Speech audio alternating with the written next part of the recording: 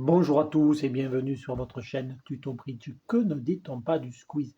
Le véritable croque-mitaine du bridge qui fait peur à tout le monde, y compris bien sûr l'adversaire quand il le subit, quand il est pressuré, comme vous le voyez sur cette image. Comment faire extraire de son adversaire les cartes qu'il aurait voulu garder? C'est tout le mérite du squeeze. Beaucoup d'articles sont consacrés au squid. Sur cette même chaîne, vous trouvez dans la playlist réservée au jeu du déclarant de nombreuses vidéos sur le squeeze notamment, celle que vous voyez ici en exemple. Toutefois, il reste nécessaire de continuer à démystifier cette légende pour pouvoir se l'approprier. Voyons aujourd'hui comment améliorer notre maîtrise du squeeze. Commençons par analyser à jeu caché par un zoom sur les enchères, un tel zoom d'ailleurs que l'image n'est pas très claire, une séquence d'enchères assez intéressante. Alors, Nord ouvre, Ouest avait préalablement passé, c'est à noter. Il ouvre d'un trèfle promettant au moins 13 HL ou 12 H, pas de majeur cinquième, c'est sa meilleure mineure, au moins 3 cartes. Sud, avec un pic en réponse, promet au moins 4 cartes, au moins 5-6 H, et l'intervention de 2 carreaux est notable.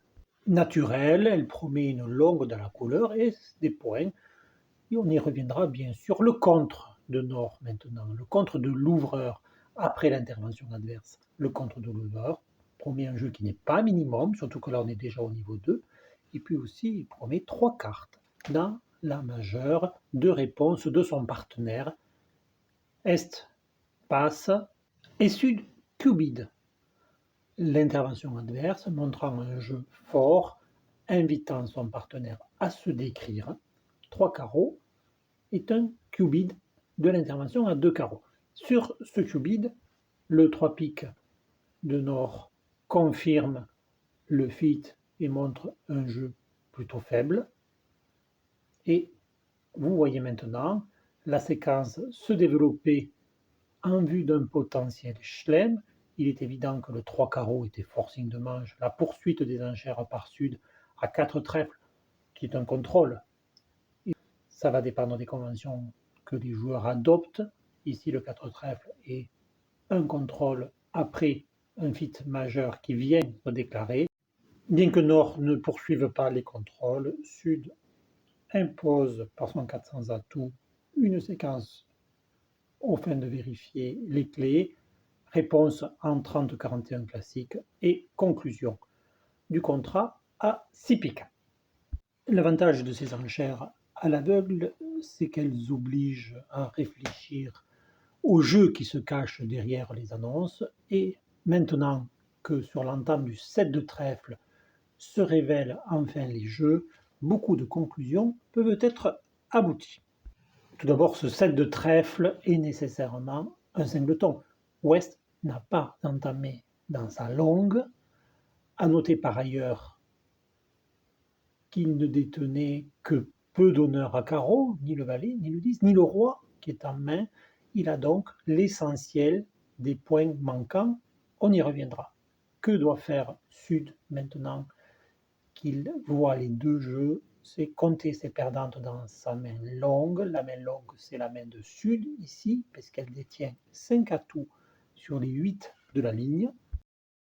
Sud n'a pas de perdante à pique.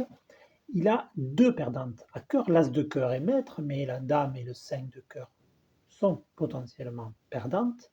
La dame, selon la position du roi, mais pour l'instant, elle n'est pas sauvée, cette dame. Il y a donc 2 perdantes à cœur. Il y a bien sûr, lorsqu'on regarde les carreaux, le roi de carreau perdant, on est déjà à 2 plus une perdante. Et puis les trèfles, heureusement, ne révèlent aucune perdante. L'as tient, les 3 petits trèfles sont protégés, sauvegardés par les honneurs du mort. On voit d'ailleurs que le mort est plus long que la main du déclarant dans cette couleur. Alors, que doit faire Sud? C'est passer en revue maintenant tous les plans de jeu susceptibles de lui permettre de sauver 2 de ces 3 perdantes au moins. Il connaît la liste de ces plans de jeu que vous avez vus à l'instant. Il va les passer en revue. Alors, vous avez vu, le premier, c'est la coupe du côté court. Le côté court ici, c'est Nord, avec seulement 3 atouts contre 5 dans la main de sud, mais pour couper du côté court, il faut qu'une couleur au moins du côté court, dans laquelle il y a des perdantes, soit plus courte que les couleurs du côté long de la main de sud. Ce n'est pas le cas ici, vous le voyez, chacune des couleurs du côté nord est plus longue ou de même longueur que les cartes de sud. Donc pas possible de faire la coupe du côté court. Si pas de coupe du côté court, pas de double coupe bien évidemment, qui implique de couper du côté court et de couper du côté long pour rétablir les communications. Intéressons-nous donc à l'affranchissement pour éventuellement défausser une carte sur une longue du côté court à l'atout, c'est-à-dire sur une longue de nord.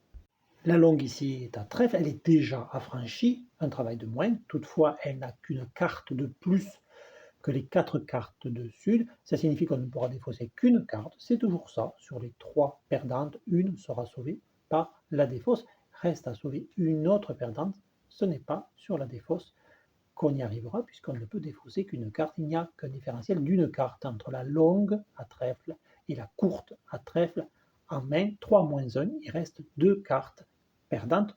Continuons à chercher un plan pour résoudre cette difficulté. Alors, pas de coupe, pas de double coupe, un affranchissement qui n'est pas suffisant. Peut-on éliminer nos couleurs, rendre la main et piéger l'adversaire qui serait obligé de nous jouer soit en coupe ou défausse, soit de nous donner une levée? Alors regardons non. Pourquoi? Parce qu'on ne sait pas à qui on va rendre la main. L'entame ne nous dit pas qui reprendra la main au moment de devoir rejouer cœur. Si c'est Est qui reprend la main, par exemple de l'As de carreau, eh bien il nous traversera à cœur. Pas de plan d'élimination, donc intéressons-nous au mort inversé.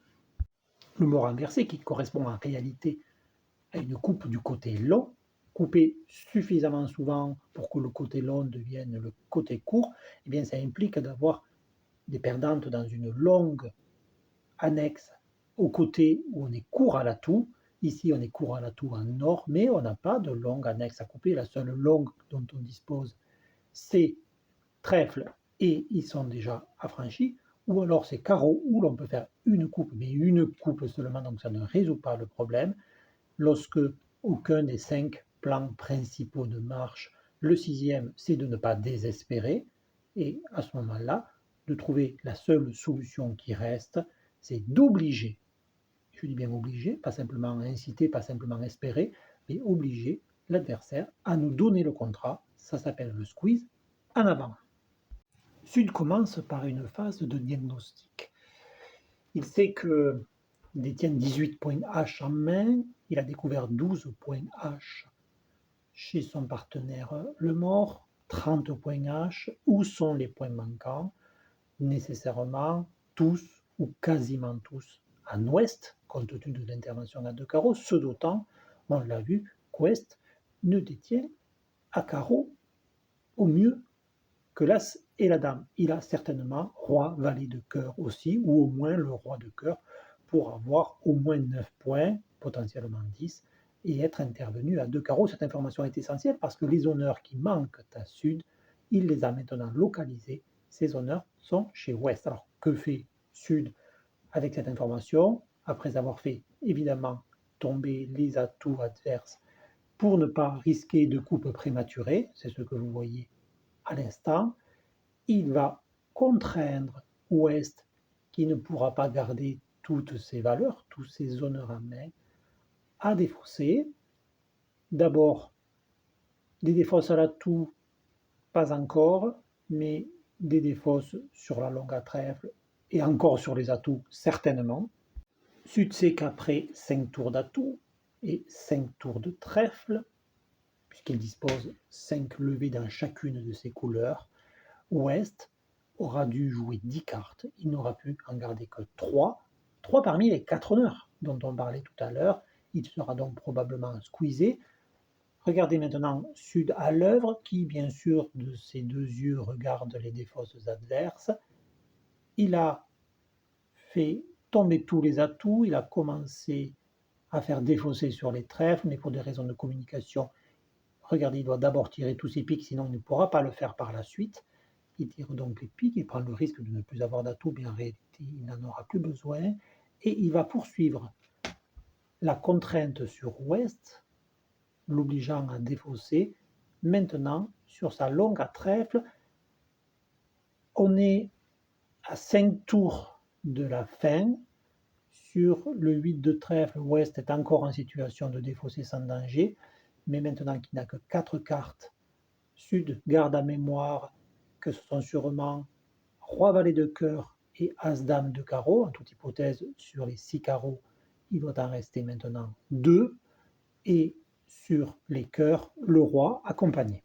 C'est maintenant que se développe le squeeze à proprement parler. Voyons un peu le vocabulaire pour bien décortiquer la scène dans laquelle va se dérouler le dernier acte. Alors, d'abord, ce qu'on appelle la squeezante, c'est la carte qui va obliger l'adversaire à se départir, à se débarrasser, à se priver de l'une de ses gardes. Les gardes, ce sont les cartes maîtresses qu'il aurait voulu garder et qui permettaient d'éviter l'affranchissement des menaces. Les menaces, ce sont les cartes du partenaire, du détenteur de la carte squeezante. Le décor est maintenant posé.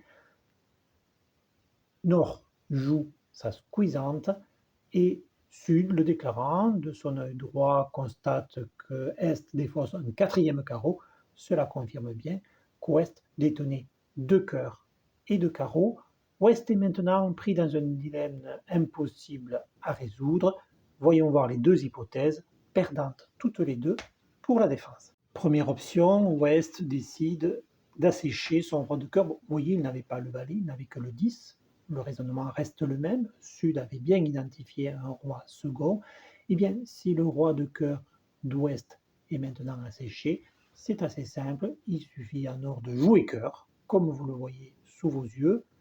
L'As capturera le roi, la dame se fera, on ne perdra que le roi de trèfle.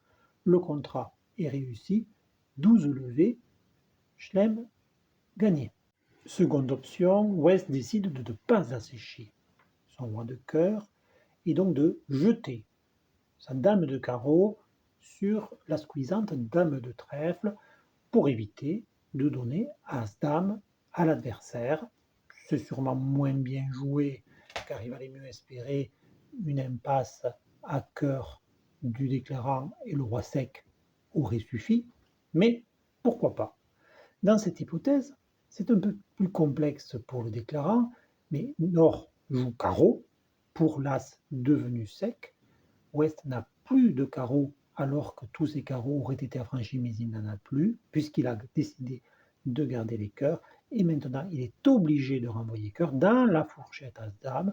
C'est un squeeze avec remise en main, un squeeze un peu plus sophistiqué. La deuxième option est plus brillante, mais c'est Ouest qui a permis au déclarant de briller.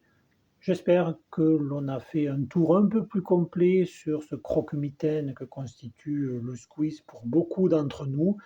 Merci de votre fidélité, merci de faire vivre cette communauté de bridge en l'enrichissant tous les jours de vos commentaires. Vous verrez, pour une fois, c'est moi qui mettrai le premier commentaire, mais pour une raison bien précise. À très bientôt sur votre chaîne Tuto Bridge.